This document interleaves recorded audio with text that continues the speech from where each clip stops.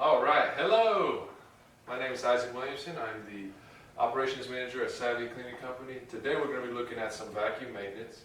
What I have today is a Shark Navigator Swivel Plus, also known as NV46.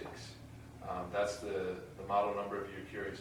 So with this vacuum, it has settings for floor and brush roll. It's very simple.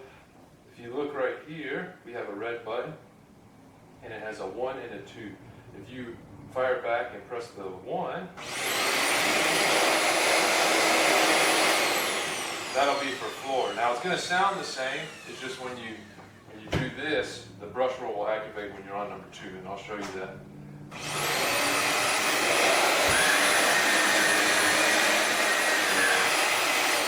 So you can see the brush roll, you can hear the brush roll. And if you're ever wondering if the brush roll is actually on, a trick I do, which only do this if you're trained.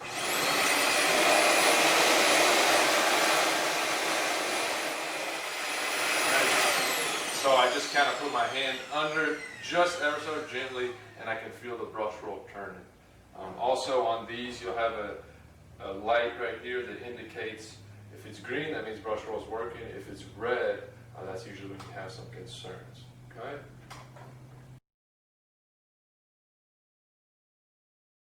All right, so with this, it's a bagless vacuum. So a lot of the modern vacuums, they have just these canisters, which is nice. You don't have to buy bags. Usually everything's washable as well, just like with this one. So very simply, I'm going to put it back on there so you can see there is a button right here, silver button, to the right of the handle there. You just press it and it comes right off. And then you put it back, it's going to click. But to clean this, there's a few key spots to look at. So if you open the lid, there's actually your first filter right here. And it's got some silver, it's like a metal filter, it's got some holes in it. If that gets clogged, that's the first point where air is going to, basically it's going to catch all the debris. So you really want to make sure that's breathing there. So to clean that, what you'll do is you'll take a rag and you'll just kind of rub along it, and you'll see that it'll clean it off, and it'll open up that so air can flow through there again. And then you just close the lid. Also, to empty it, you'll press this button right here. And I'm not going to do that since I don't have a trash can right beside me. But you'll press this button right here. I'll just show you how it drops down, and it'll open up, okay? And I'm sure you guys can figure that on your own, but I just wanted to show you that just in case. And you just put it back, you'll hear it click. So, like I was saying, with a lot of the modern vacuums, the filters are washable. And what filters do, it seems like they put a lot of filters in these things. There's got to be a purpose. The purpose is basically to keep the motor clean, so air's coming, getting pulled in. You want clean air getting into the motor, but also getting back out into the environment. You want clean air. So I'm going to just show you a quick example of the air getting sucked in, and then where it will come out as well. So I'm going to turn the vacuum on now.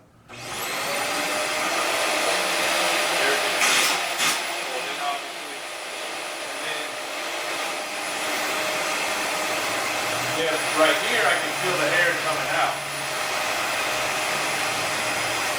Right, so up front, this is what we would call the post-motor filter, because the motor is within this part, and this is the exhaust basically. And then, if you're curious, so on the inside, under the canister, we have filters as well. So like I was saying, the first filter is up top right here in the canister, and then within the vacuum canister you can see a tube, so everything's encased in this part, right? So it's going to catch all your debris outside of that cylinder that's within there, the filter up top, and then the air is going to go right back through down the cylinder under here, which is open, and it's going to work its way into these filters. So this is basically a filter cartridge or a holder. You can take this out. This is your big foam one. Washable, okay? So you just run it under the sink till it's about white, or These get yellow pretty quickly, but until you bring in clean water, basically. You also have a filter underneath, right? So a lot of filters going on, but these are the pre-motor filters, right? So ensuring the clean air gets to the motor, and you have good airflow, right? So this motor is sucking air, and if these filters are clogged and not clean, it's going to be harder for it to work. And I'm going to turn this on. Underneath the cartridges, you can actually take a look and see basically the motor or the beginnings of the motor. And you can feel some air getting pulled in there. So I'm going to turn that on.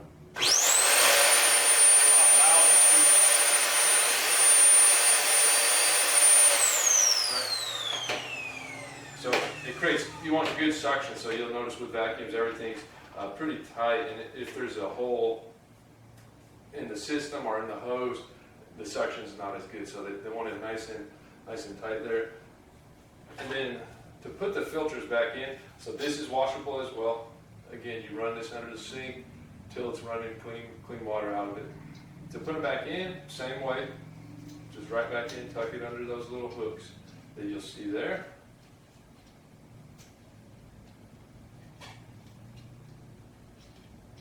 Okay, it's looking good. You place that back in, then you'll put the circle filter. It's got a piece right here. It fits right over. Boom. This fits right back in place.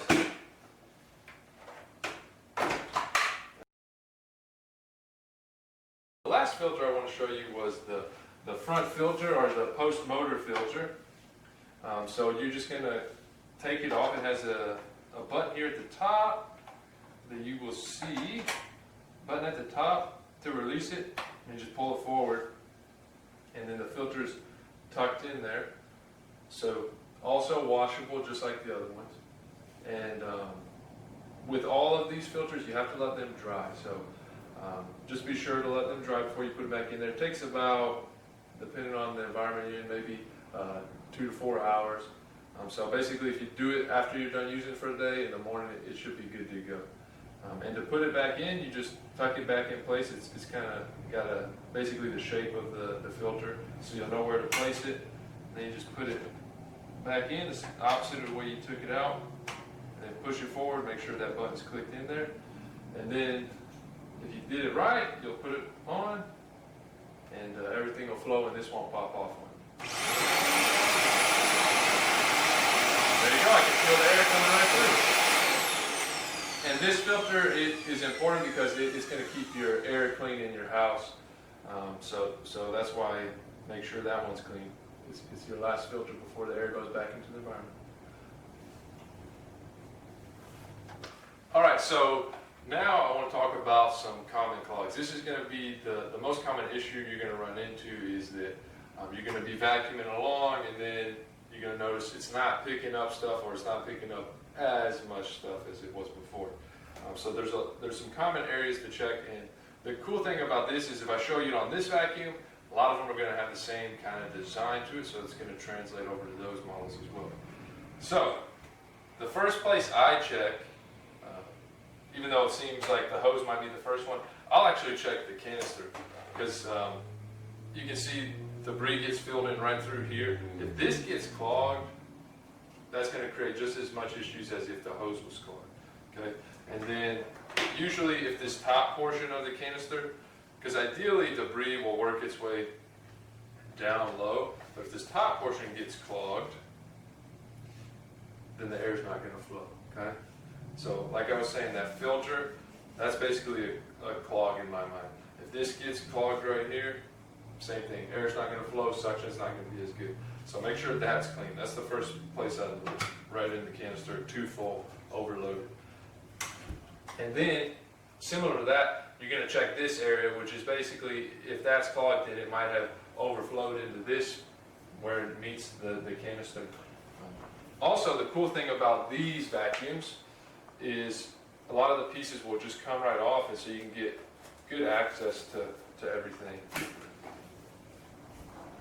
So I took the hose right off, okay? So this piece will come off. You can always check to see if this is clogged. And same thing with the hose, right? So you can just run it, check it out. If you see a clog in there, try to shake it out, or if it's in finger's reach, just kind of try to pull it out. But if you need to, grab an old trusty broom, and then you can run it to where the clog is, and then kind of work your way down. Work your clog all the way out. But just be careful. You don't want to put too much pressure on the clogged area. You just want to go real gentle, just in case. Sometimes you'll see like a paper clip or just a needle of some sort. That's going to pierce your hose if you press too hard on it. So you want to work it out there without piercing the hose. That would be ideal. And then just work your way down. And if I had a clog in there, it would pop right out. Another area is right here. See, the hose will connect. You can check this little piece of hose, right? So you can check up top, you can check down low, you can check right in here. So it's all hosed and where the hose meets. And this one, this piece disconnects as well, so it makes it even easier for you if you had to get a clog out of there. Some of them, this piece is all just one, you can't take it off. But some of the newer ones allow you to take that piece off. Okay. And then putting everything back is just as simple as you took it off. So it's got clips on it. You push them in to pull down, and then you'll just push it up till it clicks, dirty click. And you connect everything back.